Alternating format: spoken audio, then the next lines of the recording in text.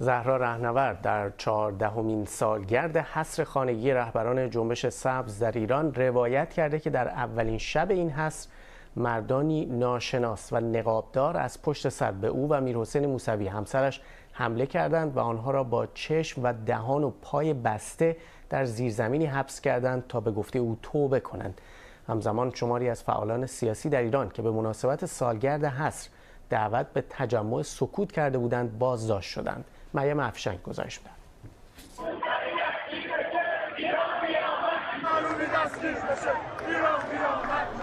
14 سال است میرحسین موسوی و زهرا رهنورد و مهدی کروبی در حصرند بدون دادگاه و محاکمه و حکم.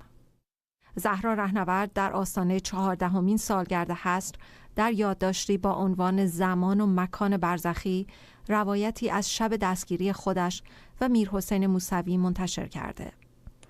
به نوشته خانم رهنورد در آن شب مردانی ناشناس و نقابدار به او و همسرش در خانه حمله کرده و پس از بستن چشم و زدن دهانبند و انداختن زنجیرهای سنگین به پاهایشان آنها را در زیرزمینی متروک حبس کردند. به نوشته زهرا رهنورد ده‌ها مأمور با چهره‌های خشن و بیرحم قفل‌ها و کلیدهای خانه را تعویض، خانه را زیر و رو و بر روی دیوار نرده‌های بلند نصب کردند. او در این یادداشت همچنین نوشته که از اول انقلاب با حجاب اجباری مخالف بوده، هرچند که بسیاری از منتقدانش او را از مدافعان حجاب در سالهای اول انقلاب می‌دانند. زهرا رهنورد، میرحسین موسوی و مهدی کروبی در جریان اعتراضات پس از انتخابات ریاست جمهوری سال 88 در ایران در 25 بهمن سال بعد از آن انتخابات از مردم خواستند تا در همراهی با معترضان در مصر و تونس به خیابان بیایند. اما خودشان نه تنها امکان شرکت در این اعتراضات را نداشتند که از آن روز تا امروز در حصرند. خانم دکتر اگر راجع به جزئیات دیدار آقای عارف و آقای کروبی بفرمایید. ممنون. امروز خبرنگاری از سخنگوی دولت درباره دیدار مهدی کروبی با معاون اول رئیس جمهوری پرسید. در مورد دیدار آقای دکتر عارف با آقای کروبی هم طبیعتاً در راستای دوستی‌های قبلی که داشتن دیداری انجام شد، هم ایام به هر حال اعیاد شعبانیه بود و امیدوار هستیم که گشایش‌هایی در همه فضاهای ما اتفاق بیفته. ساعتی بعد هم سخنگوی دولت توضیحاتی درباره پاسخش به خبرنگار داد. سوال بر این بود که دیدار آقای دکتر عارف و آقای کروبی، من توی ابتدای پاسخ به سوال تشکر کردم از عفوی که رهبری و مناسبت ایامی که در اون هستیم هم 22 بهمن هم نیمه شعبان دادن و قوه قضاییه هم همکاری کرده و تعدادی از افراد، حالا خبرنگاران و سیاسیون و غیره و ذالک، شامل این عفو شدن. من ابتدا از این عفو تشکر کردم و بعد نقطه گذاشتم، اومدم پاراگراف بعد گفتم این دیدار در راستای روابطی هست که از قبل وجود داشته بین آقای دکتر عارف و آقای کروبی. به هر حال اینها سالیان سال با همدیگه در حوزه‌های حکومتداری کار کردن. سال هاست بسیاری از معترضان و حتی برخی از مقام‌های جمهوری اسلامی خواهان رفع حصرند. حالا هم صدها نفر از کسانی که خود را دلسوزان کشور و از خانواده‌های کشته شدگان و مجروحان جنگ ایران و عراق معرفی کردند، از تصمیم برای برگزاری تجمع در آستانه 14مین سال حصر خانگی رهبران اعتراضات 88 موسوم به جنبش سبز خبر دادند. اما میگویند حکومت حتی راهپیمایی سکوت را هم بر نمیتابد. به اطلاع میرسونم که برخلاف انتظار ما جمهوری اسلامی راهپیمایی سکوت رو هم بر نتابید و متاسفانه تا الان برادر بزرگوارمون جناب قمیشی و احتمالاً آقای سرارودی بازداشت شدن و شاید خیلی طول نکشید که بنده هم بازداشت بشم. اگر که این اتفاق افتاد، راهپیمایی همچنان بر سر جای خودش هست. منتقدان سال هاست میگویند حصر این افراد بدون برگزاری دادگاه مصداق بارز نقض اصول قانون اساسی و حقوق انسانی این سه نفر است. مریم افشنگ، BBC. این رو باید اضافه بکنم که از زمان تهیه این گزارش ناصر دانشور از امضا کنندگان این نامه که پیام او رو هم در انتها دیدید، او هم حالا گزارش ها میگن که بازداشت شده.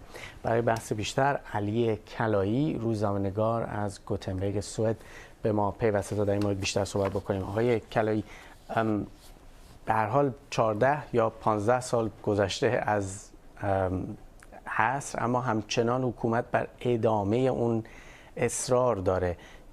هزینه و فایده این کار برای حکومت چه بوده، به خصوص با توجه به اینکه دامنه اعتراضها و خواسته ها به کلی از آنچه که در دهه 80 بود تغییر کرده؟ من سلام عرض میکنم خدمت شما و بینندگان شنوندگانتون. دو تا بخش داره پرسش شما، یکی در خصوص هزینه فایده هست و یکی در مورد دامنه و دموگرافی در واقع معترضان در طول این حدود 1 دهه و نیم. در خصوص هزینه فایده اول باید پرسید برای چه کسی؟ برای حکومت هزینهش خیلی بیشتر از فایده بوده. درسته که در ابتدا این حذف موجب شده که سر رهبری جنبش سبز از بدنش جدا بشه و در واقع موجب فروکش شده، یکی از دلایل اصلی فروکش جنبش سبز شده، اما در ادامه موجب شده که آقای موسوی، خانم رهنورد و آقای کروبی به نوعی مرجعیت اجتماعی بیشتری نسبت به قبلش پیدا بکنن.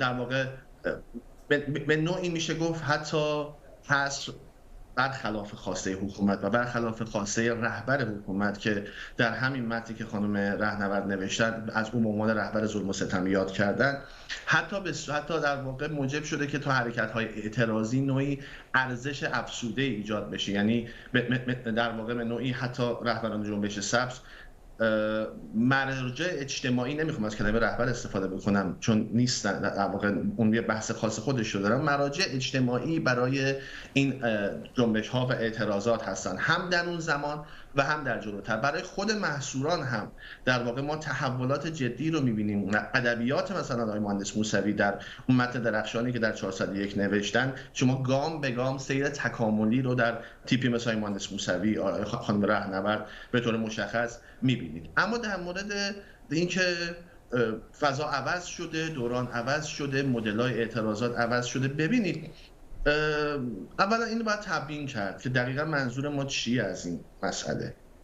اعتراضات نه تنها در 4 دهه اخیر که در واقع شاید بشه گفت 100 سال اخیر در سیر پویش مردم ایران برای آزادی، برابری، عدالت، برای حق حاکمیت ملی، این اعتراضات پیوسته بوده، هر بار کاملتر شده، هر بار گویی از یک مدار بالاتر حتی این اعتراضات اتفاق افتاد. نسل‌های جدیدی رو ما می‌بینیم که شاید در 88 بچه بودن، حضور نداشتن، اما الان شبکه‌های اجتماعی جاهای مختلفی می‌بینیم که علاقه‌مندن. یعنی به نوعی نمیشه گفت که چون تموم شده، چون دوره جنبش سبز گذشته، همه چی تموم شده، خب حالا اینا همینجوری تو حصرن و هزینه‌ای هم برای حکومت نداره. نه، اتفاقا حاکمیت میداند که در واقع رهایی مهندس موسوی و خانم رهنورد به طور مشخص از حذف میتونه در واقع و با توجه به مرجعیت اجتماعی اونها میتونه یه پایگاه مردمی رو ایجاد بکنه و این پایگاه مردمی به هیچ وجه مورد علاقه شخص رهبری نظام و نهادهای و بخش نظامی امنیتی نیست. ما فراموش نکنیم که بخش اعظمی از این حصر به نوعی ادامهش بخشش برمیگرده به شخص رهبر نظام، اصرار و در مسائلی که او در واقع او نسبت به مهندس موسوی داره. به نوعی این دو تا رو اگر امیدوارم تونسته باشم پاسخ بدم. بله، ممنونم از اینکه پاسخ دادید. ببخشید که وقت بیشتری نداریم که مطمئنم میشد بیشتر صحبت بکنیم، اما متاسفانه همینجا میبایست این مصاحبه به پایان ببریم. علی کلایی، روزنامه‌نگار از گوتنبرگ.